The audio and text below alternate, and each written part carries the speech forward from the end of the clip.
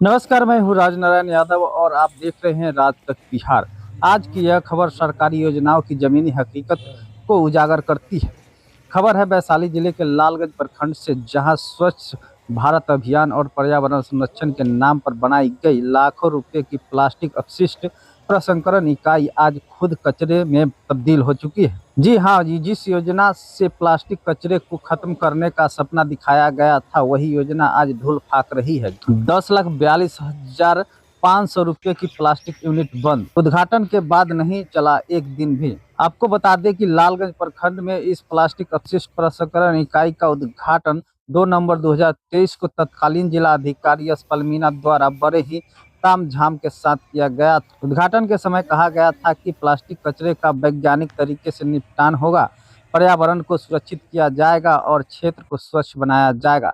लेकिन हकीकत यह है कि उद्घाटन के बाद से ही यह इकाई बंद पड़ी है। आप स्क्रीन पर जो तस्वीर देख रहे हैं वही है लालगंज प्रखंड की प्लास्टिक अपशिष्ट प्रसंस्करण इकाई, जहां मशीनें जंग खा रही है। चारों तरफ झाड़ियां उग गई और ताले में जरा हुआ है सरकारी सिस्टम। इस इकाई का निर्माण पंचम राज्य वित्त आयोग की राशि से करीब 10,42,500 रुपये की लागत से किया गया था। इस योजना को वर्तमान लालगंज प्रखंड प्रमुख सुधा देवी द्वारा धरातल पर उतारा गया। लेकिन सवाल यह है कि क्या सिर्फ भवन बना देना ही योजना की सफलता है? क्या उद्घाटन के बाद उसकी जिम्मेवारी खत्म हो जाती है? स्थानीय लोगों का कहना है कि आज भी प्लास्टिक कचरा सड़कों पर फैला है, खेतों में पड़ा है, नालियों में जाम कर रहा है। लेकिन जिस यूनिट से इसका समाधान होना था, वह खुद सिस्टम की अनदेखी का शिकार हो गई है। सबसे हैरानी की बात यह है कि न किसी अधिकारी ने अब तक इसकी सुध ली, न ही किसी जनप्रतिनिधि ने सवाल उठाया। न अधिकारी जागे न आप जनप्रतिनिधि। इस पूरे मामले पर 20 सूत्री कार्यक्रम के सदस्य नवीन गुप्ता ने कड़ा एतराज जताया। उनका कहना है कि सरकार की योजनाएं अगर सिर्फ फाइलों और उद्घाटन तक सीमित हो रहेगी तो जनता का भरोसा टूटना तय है। उन्होंने मांग की है कि इस योजना की जांच हो, जिम्मेदार अधिकारियों को चिन्हित किया जाए और यूनिट को जल्द से जल्द चालू किया जाए। अब सवाल बहुत सीधे है, क्या लाखों रुपए की यह योजना यूं ही बेकार पड़ी रहेगी? क्या जिम्मेदारों पर कभी जवाबदेही तय होगी? और सबसे बड़ा सवाल, क्या लालगंज की जनता को कभी इस योजना का लाभ मिल पाएगा? इन्हीं सवालों के साथ अब आपको सुनाते हैं 20 सूत्री सदस्य नवीन गुप्ता की प्रतिक्रिया। प्लास्टिक अपशिष्ट प्रबंधन का योजना आज भी ताला लटका हुआ है आपके पीछे। लग रहा है कि रियल में काम हो रहा है स्वच्छता को लेकर। देखिए, ये तो बस झलक है। आप जिस क्षेत्र में जाइएगा करप्शन ही करप्शन है। हम लोग भी सूत्री अध्यक्ष बने हैं, लेकिन आज तक हम लोगों को कक्ष तक मुहैया नहीं कराया गया, जिसमें कि पद संभालते ही डायरेक्शन है कि जो भी संसाधन विभागीय निर्देश के अनुसार है हम लोग को अविलंब प्राप्त होना चाहिए। और आज जो है कि हम लोगों को बने हुए लगभग 8-9 महीना हो गया, मात्र एक बैठक हुआ है। अभी हम प्रखंड विकास पदाधिकारी को पत्र भी दिए हैं कि अविलंब बैठक कराइए। आप जहां देखिएगा नगर से लेकर के ग्रामीण क्षेत्र में करप्शन ही करप्शन है। ये आप देख रहे हैं जो बिल्डिंग बनी हुई है, इतनी बड़ी राशि का ये कितना दुरुपयोग है। आप देख लीजिए, इतना गड्ढा में इसको बना दिया गया है और काम होना चाहिए था।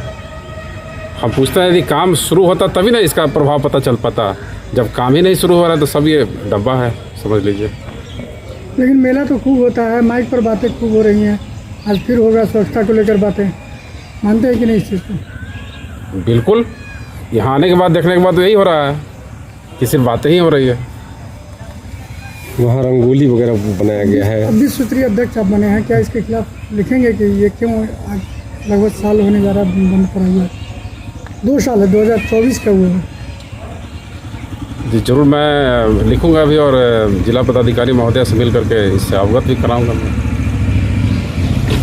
क्या है मेला में सिर्फ स्वच्छता का नाम देने से होगा कि स्वच्छता के हिसाब से काम करना? देखिए, मेला तो तब होना चाहिए था जब हम धरातल पे यदि 100% नहीं तो कम से कम 75% भी दिखाते हैं। तो स्वच्छता के नाम पर ही मेला का आयोजन किया गया है? नहीं, इसमें बहुत सारा योजना है, सिर्फ स्वच्छता नहीं है। स्वच्छता उसमें जुड़ा हुआ? हाँ, स्वच्छता भी जुड़ा हुआ है। तो क्या आकांक्षी 2 पार्ट है ये। इसके पहले भी ये कार्यक्रम हुआ है, लेकिन देखिए हम ये नहीं कह सकते हैं कि हाँ एकदम से हो जाना चाहिए, लेकिन धरातल पे हर क्षेत्र में काम होना चाहिए, तब आकांक्षी पार्ट 2 का जो है कि महत्ता साबित होती है।